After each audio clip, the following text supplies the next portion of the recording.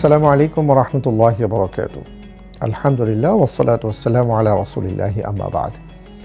প্রিয় দর্শক, আপনাদের সবাইকে জানাচ্ছি অনেক অনেক মোবারকবাদ, আর সেই সাথে আমন্ত্রণ জানাচ্ছি মাহে রমজানকে কেন্দ্র করে আমাদের এই নিয়মিত আয়োজনে। আপনারা দেখছেন যুগান্তর কর্তৃক আয়োজিত ফ্রেশ ড্রিঙ্কিং ওয়াটার নিবেদিত রমজানের আলো। আলহামদুলিল্লাহ, আমরা প্রতিদিনের মতন আজকে একটি গুরুত্বপূর্ণ বিষয় নিয়ে কথা বলবো, আর সেটা হলো পবিত্র কোরআনে কারীমের তিলাওয়াতের আদব। আপনারা জানেন যে মাহে রমজানকে আল্লাহ তাআলা সম্মানিত কেন করেছেন।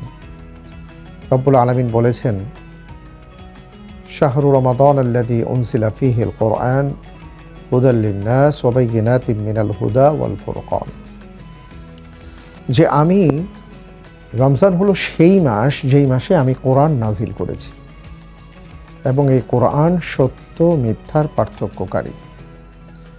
এবং রব্বুল আলামিন আরও বলেছেন, ইন্না আনজালনাহু ফি লাইলাতিল কদরি ওয়া মা আদরাকা মা লাইলাতুল কদর লাইলাতুল কদরি খায়রুম মিন আলফি শাহর, যে আমি পবিত্র কোরআনকে লাইলাতুল কদরে অর্থাৎ মহিমান্বিত রজনীতে নাজিল করেছি। তাহলে আমরা দেখলাম 12 মাসের মধ্যে শ্রেষ্ঠ মাস সেটাই হয়ে গেল যেই মাসে আল্লাহ তাআলা কোরআন নাজিল করেছেন। পৃথিবীর পুরো বছরের রজনীগুলোর মধ্যে শ্রেষ্ঠতম রজনী হয়ে গেল সেটাই যে রজনীতে আল্লাহ তাআলা কোরআন নাজিল করেছেন।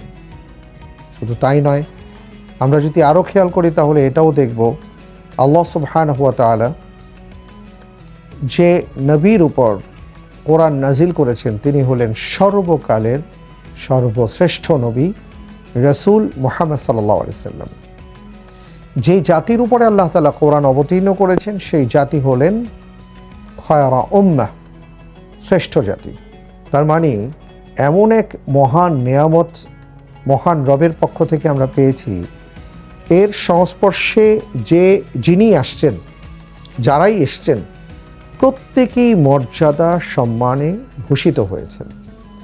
তাহলে সেই নেয়ামত যদি আপনার কাছে আসে, সেই নেয়ামত আপনি কিভাবে কদর করবেন, কিভাবে সেই নেয়ামতকে ব্যবহার করবেন, কিভাবে আপনি তিলাওয়াত করবেন, এটার আদব আছে। রাসূল সাল্লাল্লাহু আলাইহি ওয়াসাল্লাম পবিত্র কোরআনুল কারীমের তিলাওয়াত যখন শুনতেন বা করতেন, সাহাবায়ে কেরাম আজমাইন চুপ করে শুনতেন। কারণ আল্লাহ রাব্বুল আলামিন পবিত্র কালামুল্লাহর ব্যাপারে বলেছেন, ওয়া ইযা কুরিআল কুরআন ফাসতামিউ লাহু ওয়া আনসিতু লাআল্লাকুম তুরহামুন, যখন পবিত্র কোরআন তিলাওয়াত হয় চুপ থাকো, মনোযোগ সহকারে শোনো। তার মানে হলো আমরা যখন কোরআন তিলাওয়াত করব তখন তিলাওয়াতকারী অত্যন্ত মনোযোগের সাথে তিলাওয়াত করবেন। এই জন্য তিলাওয়াতের আগে আমাদের আসলাফগণ যেটা করতেন, সুন্দর করে ওযু করে তিনি ভালো জায়গায় বসতেন এবং আদবের সাথে বসে পবিত্র কালামুল্লাহ তিলাওয়াত করতেন। এবং তিলাওয়াতের সময় তিনি একনিষ্ঠভাবে তারা তিলাওয়াত করতেন, অর্থাৎ তার দৃষ্টি, তার চিন্তা সব কিছু যেন তিলাওয়াতের দিকে নিবদ্ধিত হয়। এবং এই তিলাওয়াত করার ক্ষেত্রে তারা যেইভাবে পবিত্র কালামুল্লাহকে সামনে রাখতেন বা কালামুল্লাহকে সামনে রেখে তারা যেভাবে তিলাওয়াত করতেন, সেই ক্ষেত্রে সর্বোচ্চ আদব বজায় রেখে তারা এটাই চিন্তা করতেন যে মহান মালিকের কথাগুলো আমি পড়ছি, সুতরাং আমাকে কিভাবে পড়া দরকার। এই জন্য আমাদের উচিত হলো যখন আমরা কালামুল্লাহ তিলাওয়াত করব, আমরা কোনো শব্দ করব না, শব্দের জায়গায় তিলাওয়াত করব না, এবং একটু তিলাওয়াত করে একটু কথা বলা এগুলো যেন না হয়, সেদিকে আমাদের নজর দিতে হবে। এবং সর্বশ্রেষ্ঠ তিলাওয়াত বলা হয়েছে নামাজের মধ্যে। আমরা যখন নামাজে দাঁড়াই, নামাজে আমরা কোরআনে কারীমের তিলাওয়াত করব, কারণ আসলে তিলাওয়াতগুলো আল্লাহর কালাম, আল্লাহর কথা বলা হয়। তো সেটা যদি আমরা অনুধাবন করে করতে পারি তাহলে সেটা আমাদের জন্য সর্বোচ্চ সম্মানের হবে। আরও একটা গুরুত্বপূর্ণ ব্যাপার হলো আল্লাহ তাআলা কোরআন নাজিল করেছেন বুঝে পড়ার জন্য। এই জন্য আসছে ইয়াসসাউনাল কোরআন আফালা ইয়াতাদাব্বারুনাল কোরআন, এইভাবে রব্বুল আলামিন বলেছেন, ওয়া আনজালনা ইলাইকুম কিতাবান ফীহি যিকরুকুম, আমি কিতাব নাজিল করেছি সেখানে তোমার কথা আছে, আলোচনা আছে। তার মানে হলো কোরআনটা বুঝে পড়তে হবে, এটা কোরআনের দাবি।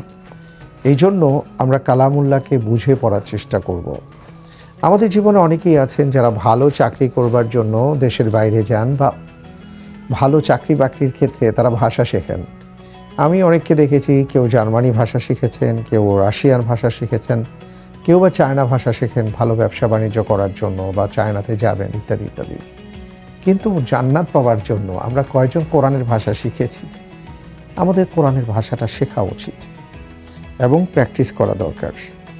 তো এই জন্য আমি আপনাদের কাছে আপিল করব যে আমরা অবশ্যই পবিত্র কালামুল্লাহর তেলাওয়াত, অনুধাবন, ভাষা এগুলোকে আমরা সন্নিবেশন করবার চেষ্টা করব। আরেকটি কথা বলতে চাই, সেটা হলো রমজান এলো তাই তেলাওয়াত করলাম, রমজান চলে গেল তেলাওয়াত বাদ দিয়ে দিলাম, এটা যেন না হয়। বরং রমজানে আপনি যে তেলাওয়াতের প্র্যাকটিস শুরু করেছেন এটা রমজানের বাইরেও যেন সমান্তরালভাবে এগিয়ে যায়, সেই খেয়ালটা আমাদের রাখতে হবে। পবিত্র কালামুল্লাহ যখনই আমরা তেলাওয়াত করব, আমার ভেতরে এই চিন্তাটা আমি নিয়ে আসবো, আল্লাহ আমি আপনার কথা পড়ছি, এই সুযোগ, এই তৌফিক সবার হয় না, আপনি আমাকে সেই তৌফিক দিয়েছেন, সুতরাং আমি যেন কাজে লাগাতে পারি। আল্লাহ রব্বুল আলমিনের কাছে আমরা দোয়া করব, রব্বুল আলমিন আমাদের সবাইকে তৌফিক দান করুন যে পবিত্র কালাম যখন আমরা তিলাওয়াত করব তা যেন অনুধাবন করে আদব রক্ষা করে আমরা পড়তে পারি, সেই তৌফিক তিনি আমাদেরকে দান করুন, আমিন। প্রিয় দর্শক, অনুষ্ঠানের শেষ পর্যায়ে চলে এসেছি। তার আগে আমি জানাতে চাই, আমরা গতকালকে 16 নম্বর পাড়া তিলাওয়াত শুনেছিলাম তারাবির সালাতে। কি অসাধারণ তিলাওয়াত, আল্লাহু আকবার। সেখানে খুব গুরুত্বপূর্ণ কয়েকটি, অনেক বিষয় আছে, কয়েকটি নয়। এর মধ্যে একটা ব্যাপার আমরা পেয়েছি, হয়তোবা অনেকে আলোচনা থেকে জানতেও পারি। সূরাতুল কাহাফে হযরত মূসা আলাইহিস সালাতু ওয়াস সালাম এবং খিজির আলাইহিস সালাতু ওয়াস সালামের কথা আছে, এবং সেখানে বলা হয়েছিল হযরত মূসা আলাইহিস সালাতু ওয়াস সালামকে যে আপনি সফর করুন এবং একজন ব্যক্তির সাথে আপনার সাক্ষাৎ হবে। তিনি হলেন খিজির আলাইহিস সালাম। তিনি বলেছেন মূসা আলাইহিস সালাতু ওয়াস সালামকে যে আপনি তো আমার সাথে সফর করতে পারবেন না, আপনি আপনার ধৈর্য কুলাবে না। তিনি বলেছেন অবশ্যই আমি পারবো। তখন তিনি বলেছেন শর্ত হলো আপনি আমার সাথে সফর করবেন, কিন্তু আমি যা যা করব প্রতিবাদ করতে পারবেন না। যদি প্রতিবাদ করেন আপনার আর আমার রাস্তা আলাদা হয়ে যাবে। তিনি সেই শর্ত মেনে নিয়েছিলেন। 3টি ঘটনা ঘটেছিল। একটা হলো ওনারা নদী পার হবেন, কেউ পার করছে না, কেউ সাহায্যে এগিয়ে আসছে না। যিনি সাহায্য করে সুন্দর একটা নৌকা নিয়ে তাদেরকে নদী পার করে দিয়েছিলেন, হযরত খিজির আলাইহিস সালাতু ওয়াস সালাম পার হয়েই নৌকার মাথাটা ভেঙে দিয়ে নৌকাটা ডুবিয়ে দিয়েছিলেন, যেটা মূসা আলাইহিস সালাতু ওয়াস সালাম প্রতিবাদ করেছিলেন। 2 নম্বর বিষয় ছিল যে তারা কোথাও গিয়েছেন, ছোট্ট একটা বাচ্চা পেয়েছেন, খিজির আলাইহিস সালাতু ওয়াস সালাম কোনো কথাবার্তা ছাড়াই বাচ্চাটাকে মেরে ফেলেন। এই দৃশ্য দেখে মূসা আলাইহিস সালাতু ওয়াস সালাম সহ্য করতে পারেননি, প্রতিবাদ করেছেন। তখন খিজির আলাইহিস সালাতু ওয়াস সালাম তাকে বলেছিলেন যে আপনার সাথে তো আমার কথা ছিল, আমি যাই করব আপনি এর বিরোধিতা করতে পারবেন না।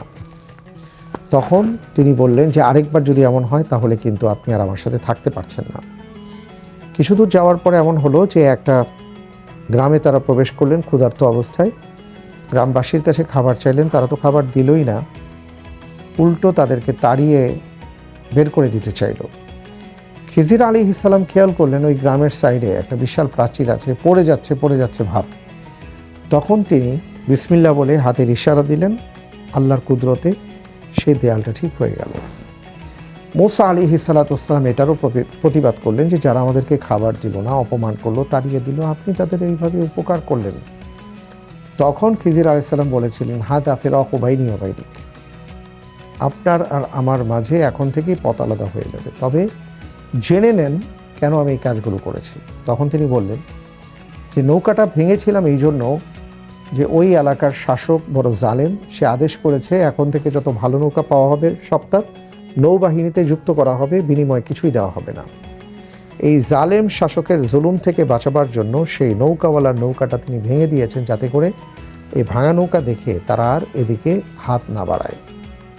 দ্বিতীয় বিষয়টি ছিল যে তার কাছে আল্লাহ তাআলার পক্ষ থেকে এলেম এসেছিল যে বাচ্চাটাকে তিনি মেরে ফেলেছেন, এই বাচ্চাটা বড় হলে সে কাফের হবে এবং তার মা বাবাকে কাফের বানাবে, আর এই বাচ্চাটা ছোট বয়সে মারা গেলে তার মা বাবা আল্লাহওয়ালা এবং তাদের সন্তান হবে, সেই সন্তান সহ সবাই জান্নাতে বসবাস করবে।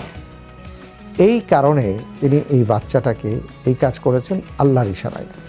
3 নম্বর বিষয় ছিল, যে দেয়ালটা তারা ঠিক করেছেন, যে দেয়ালটা তিনি ঠিক করে দিয়েছিলেন, সেই দেয়ালের নিচে এতিম সন্তানের সম্পদ ছিল। যদি দেয়াল ভেঙে যেত তাহলে তারা এই সম্পদ আর পেত না, কারণ তারা ছোট্ট বাচ্চা, সবাই গ্রাস করে নিয়ে যেত। এই জন্য তিনি দেয়ালটা ঠিক করে দিয়েছেন, যাতে করে এই এতিম শিশুগুলো বড় হওয়ার পর জানতে পারে, জেনে যেন ওই সম্পদগুলোকে তারা কাজে লাগাতে পারে। তখন মুসা আলাইহিস সালাম উপলব্ধি করলেন, আসলে তো আমাদের সবার সব জ্ঞান নেই, একমাত্র আল্লাহ তাআলা ছাড়া, সুতরাং আমি আর কোনো বিষয়ে কথা বলবো না। এবার এই শিক্ষাটা আমরা নিতে পারি। শিক্ষাটা হলো যে জীবন চলার পথে আপনি যা দেখছেন তাই সব নয়, নেপথ্য কারণ থাকে। তাই আল্লাহর কাছে দোয়া করতে হবে, তওবা করতে হবে, ইস্তিগফার করতে হবে। আল্লাহ তাআলা যেন আমাদেরকে বুঝার তৌফিক দান করেন, আমিন। আমি অনুষ্ঠানের একেবারে শেষ পর্যায়ে চলে এসেছি, বিদায় নেব। আপনাদের কাছে একটা প্রশ্ন, সেটা হলো, আমি যে একটু আগে গল্পটি শোনালাম আপনাদেরকে, এই গল্পটি কোন সূরায় আসছে? যদি জানা থাকে তাহলে আমাদের কমেন্ট বক্সে লিখে জানাতে পারেন। আপনাদের জন্য থাকছে যুগান্তরের পক্ষ থেকে ছোট্ট উপহার একজন ভাইয়ের জন্য, যিনি লটারির মাধ্যমে বিজয়ী হবেন। আগামীকালকে আমি যে ব্যাপারটি নিয়ে আপনাদের সাথে ইনশাআল্লাহ তাআলা আলোচনা করব ভাবছি, তা হলো, একজন মানুষের জান্নাতে যাবার সবচেয়ে বড় যে অন্তরায়, তা হলো শিরক। এই শিরক কিভাবে হয়, মানুষ কিভাবে শিরকে জড়িয়ে পড়ে, এ প্রসঙ্গে আলোচনা করব, শোনার আমন্ত্রণ জানাচ্ছি। আজ তাহলে এ পর্যন্ত। আল্লাহ হাফিজ। আসসালামু আলাইকুম ওয়া রাহমাতুল্লাহি ওয়া বারাকাতুহু।